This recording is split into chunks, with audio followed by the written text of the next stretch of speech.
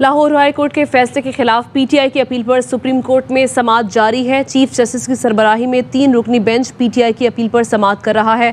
Chief justice की जानिब से कहा गया कि 5 दरख्वास्तें हैं, कौन किसका वकील है, और साथ ही साथ अपोजिशन लीडर सप्तान खान की जानिब से बाबर आवान ने दलाइल का आगाज़ कर दिया। क्या दलाइल पेश किए गए और क्या रिमार्क सामने आए हैं, राशिद हबीब हमारे नुमाइंदे हमारे साथ मौजूद हैं, उनसे मज़ीद तफसीलात जानते हैं। राशिद, अब तक क्या हुआ समाअत में? जी, ताज़ा तरीन अपडेट यह है कि इस वक्त समाअत में वक्फा हो चुका है और पीटीआई के वकला को वक्त दिया गया है कि वो इस सवाल पर जवाब तैयार करें कि अगर वक्त दिया जाता है नए इलेक्शन के लिए मजीद पीटीआई को और इलेक्शन का प्रोसेस आज रोक दिया जाता है तो इस दौरान क्या होगा। क्या वजीर आला हमजा शहबाज बतौर वजीर आला कंटिन्यू करेंगे, और अगर ऐसी सूरत में अदालत का कहना था कि जब 172 वोट पूरे ना हो तो फिर वो मतलूबा वोट पूरे नहीं होंगे तो रीपोलिंग तो लाजमी है। लेकिन अगर आप वक्त मांग रहे हैं और वक्त दिया जाए तो इस दौरान सूबे का निज़ाम कैसे चलेगा? क्या ये वज़ीर आला कंटिन्यू करें? अगर ये वज़ीर आला कंटिन्यू नहीं करते तो क्या गवर्नर को इख्तियार हासिल है कि वो ये निज़ाम चलाएं? पीटीआई के वकला का कहना था कि ऐसी सूरत में गवर्नर को मुकम्मल इख्तियार हासिल है कि वो सूबे का निज़ाम संभालें, लेकिन जस्टिस उमर अताब बंदियाल ने इससे अदम इत्तफाक करते हुए कहा कि 1988 में हमारे पास मिसाल मौजूद है जब ज़ियाउल हक साहब जो सदर थे अचानक शहीद हो गए तो चेयरमैन सेनेट ने मुल्क का निज़ाम संभाला था, लेकिन अदालत ने उसे गैर आईनी करार दिया था और ये करार दिया था कि पार्लिमानी जमहूरी निज़ाम मुंतखब नुमाइंदे ही संभाल सकते हैं। और बेहतरीन जमहूरियत यही है कि अवाम को निज़ाम चलाने का मौका दिया जाए, लेकिन इसके लिए तरीक़ाकार क्या होगा? इन सवालात का जवाब आप सोचें कि क्या तरीक़ाकार इख्तियार किया जाए, और अगर आपको वक्त दिया जाए तो सूबे का निज़ाम कैसे चलेगा? इस सवाल का जवाब तैयार करने के लिए वकला को आधे घंटे का वक्त दिया गया है और इस वक्त समाअत में आधे घंटे का वक्फा है। अच्छा जी, समाअत में आधे घंटे का वक्फा है। आधे घंटे में हमारे सवालात का जवाब तैयार करके आए। अदालत की ये हिदायत सामने आई है। सवाल ये है कि सूबे का निज़ाम कैसे चलेगा। चीफ जस्टिस उमर अताब बंदियाल की जानिब से ये इस्तफसार किया गया। अवाम को हुकूमत का मौका दिया जाना ही बेहतरीन जमहूरियत है। जस्टिस उमर अताब बंदियाल की जानिब से कहा गया 1988 में जब सदर साहब शहीद थे तो चेयरमैन सेनेट ने निज़ाम चलाया था, मगर अदालत ने इसे गैर आइनी करार दिया था। चीफ जस्टिस उमर अताब बंदियाल ने कहा मुल्की निज़ाम मुंतखब अराकीन के ज़रिए ही चलाया जा सकता है। इस पर इम्तियाज़ सिद्दीकी की जानिब से कहा गया कि आइन वज़ीर आज़म या वज़ीर आला की अदम मौजूदगी में निगरान का तसव्वुर देता है। जस्टिस उमर अताब बंदियाल ने कहा कि आइन की इस शिक का इतलाक़ मौजूदा सूरत हाल में नहीं होगा। चीफ जस्टिस ने कहा कि 17 जुलाई को अवाम ने 20 नशिस्तों पर वोट देने हैं। गवर्नर को सूबा चलाने का इख्तियार देना गैर आइनी होगा। चीफ जस्टिस ने कहा कि आइन के तहत मुंतखब नुमाइंदे ही हुकूमत चला सकते हैं। असम्बली तहलील पर ही निगरान हुकूमत बन सकती है। चीफ जस्टिस ने कहा है कि 17 जुलाई को अवाम ने 20 नशिस्तों पर वोट देने हैं।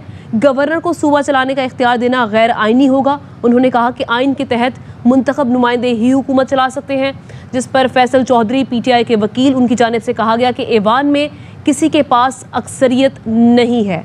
आपको इस हवाले से बताएं कि आज बड़े अहम समाअत इस वक्त जारी है सुप्रीम कोर्ट में। लाहौर हाई कोर्ट के फैसले के खिलाफ पीटीआई की अपील पर सुप्रीम कोर्ट में समाअत जारी है। 3 रुकनी बेंच पीटीआई की अपील पर समाअत कर रहा है और जैसे जैसे वहाँ से समाअत के हवाले से जो चीज़ें आ रही है वो हम आपसे शेयर भी करें। राशिद हबीब से मज़ीद तफसीलात जानते हैं।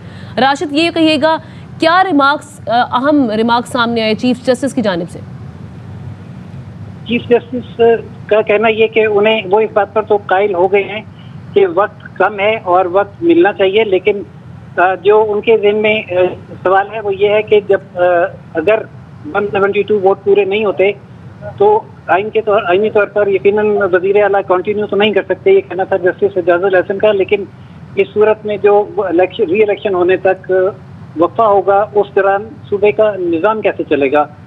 पीटीआई के वकला का ये कहना था कि वज़ीर आला कंटिन्यू इसलिए नहीं कर सकते कि उनके पास मेजॉरिटी नहीं है। उनके 25 वोट कम हो देंगे और जो डी सीट हुए लोग उनके, और जो हमारे 5 रुकन है 5 मेंबर हैं जो नोटिफाई होने वो अभी तक नोटिफाई नहीं हुए, इसलिए उन्हें वक्त दिया जाए कि उनके जो अरकान मुल्क से बाहर हैं वो भी आ जाएं और जो उनके 5 मखसूस नशिस्तों पर अरकान नोटिफाई होने वो भी नोटिफाई हो जाएं, उसके बाद इंतखाब हो।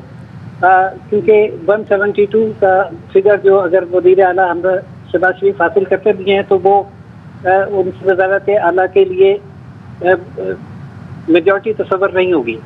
इस पर अदालत का सवाल यह है कि जो ये वक्फा होगा आज से लेकर अगले रीपोल तक, अगर अदालत उन्हें कोई वक्त देती है 1 हफ्ते का या 10 दिन का, तो इस दौरान सूबे का निज़ाम कैसे चलेगा? ये ऐसा अहम सवाल है जिस पर आईनी तौर पर वकला का तो ये कहना है कि गवर्नर इस निज़ाम को चला सकते हैं, लेकिन चीफ जस्टिस उमर अता बंदयाल इस बात पर कायल नहीं है कि गवर्नर निज़ाम को चला सकते हैं।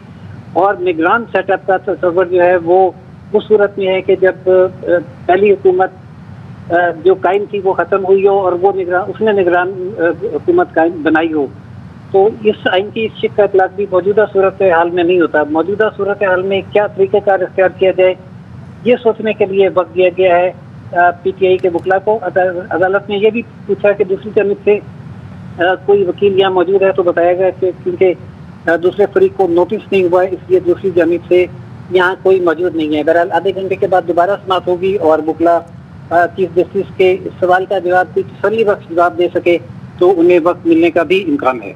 ठीक है, राशिद साथ ही रहेगा। फैसल चौधरी PTI के वकील हैं, उनकी जानिब से कहा गया कि ऐवान में किसी के पास अक्सरियत नहीं है। सुप्रीम कोर्ट को आर्टिकल 130 की शिक 4 की तशरीह करना पड़ेगी, बाबर आवान ने ये कहा, जिस पर जस्टिस एजाजुल एहसन ने कहा कि आपका केस ये है कि 26 घंटे का वक्त कम है, हम आपकी दलील से मुत्तफिक नहीं कि अराकीन मौजूद नहीं है।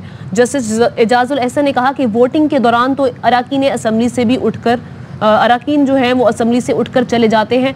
साथ ही साथ जस्टिस एजाजुल एहसन ने कहा कि आप सिर्फ वक्त पर बात करें, सुप्रीम कोर्ट से क्या चाहते हैं, ज़्यादा से ज़्यादा अराकीन की वोटिंग में शामिल होने का मौका मिलना चाहिए। बाबर आवान ने ये जवाब दिया।